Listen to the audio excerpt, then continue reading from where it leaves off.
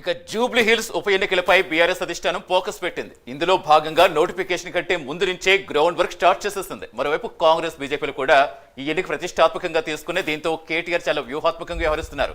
ఇక ఈ రోజు బోర్బండ డివిజన్ స్థాయి బూత్ కమిటీ కార్యకర్తలతో ఆయన భేటీ కాబోతున్నారు. అనంతరం మధ్యాహ్నం నల్గొండ, సూర్యాపేట జిల్లాల నుంచి రాగల ట్రిపుల్ బాధితులతో కేటీఆర్ భేటీ కానున్నారు.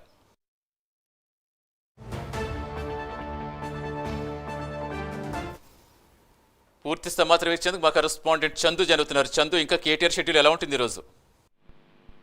సతీష్, జూబ్లీహిల్స్ ఉప ఎన్నికను బీఆర్ఎస్ పార్టీ ప్రతిష్టాత్మకంగా తీసుకుంది. ఇప్పటి నుంచి అంటే ఎన్నికల నోటిఫికేషన్ రాలేదు, అయినప్పటికీ కూడా బీఆర్ఎస్ పార్టీ వ్యూహాత్మకంగా ముందుకు వెళ్తా ఉంది. వరుస సమావేశాలు నిర్వహిస్తూ ముఖ్యంగా పార్టీ వర్కింగ్ ప్రెసిడెంట్ కేటీఆర్ ఆధ్వర్యంలో ఇప్పటికే 5 డివిజన్లకు సంబంధించినటువంటి బూత్ స్థాయి కమిటీ సమావేశాలు కూడా నిర్వహించి ఈ రోజు బోరబండ డివిజన్ స్థాయి బూత్ కమిటీ సమావేశం కూడా మర్కాసుపేటలో ప్రారంభం కాబోతుంది. ఇప్పటికే దివంగత ఎమ్మెల్యే మాగంటి గోపీనాథ్ సతీమణి మాగంటి సునీత దాదాపుగా అభ్యర్థితం ఖరారైంది. అంటే ఆల్మోస్ట్ గా కేటీఆర్ కూడా ప్రకటించారు.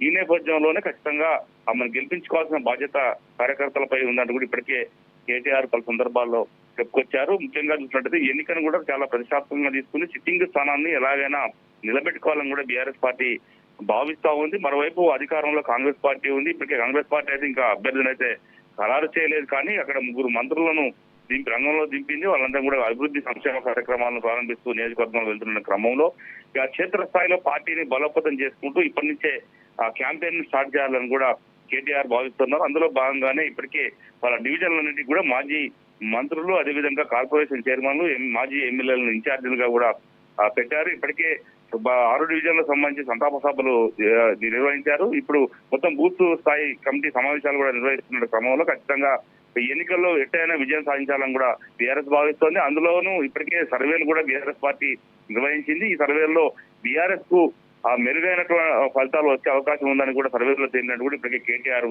చెప్పారు. ఈ క్రమంలోనే ఈ రోజు సమావేశం జరగబోతుంది. దీని తర్వాత రీజనల్ రింగ్ రోడ్ సంబంధించినటువంటి భూ బాధితులు కూడా అంటే సూర్యాపేట, నల్గొండ జిల్లా చెందినటువంటి వాళ్ళంతా కూడా కేటీఆర్ ను మాజీ మంత్రి జగదీష్ రెడ్డి ఆధ్వర్యంలో కూడా కలవబోతున్నారు. ఎందుకంటే రీజనల్ రింగ్ రోడ్ సంబంధించి అలైన్మెంట్ ను ప్రభుత్వం మారుతుంది. ఈ మార్చడం వల్ల తమ భూములు కోల్పోతున్నామని కూడా చాలా మంది ఇప్పటికే వస్తున్నారు. ఇప్పటికే వికారాబాద్ సంబంధించినటువంటి కొంతమంది భూ బాధితులు కూడా తెలంగాణ భవన్ లో కేటీఆర్ కలిశారు. ఈ రోజు నల్గొండ, సూర్యాపేట సంబంధించిన వాళ్ళు కూడా కేటీఆర్ ను కలవబోతున్నారు. Satish, right, thank you Chandu.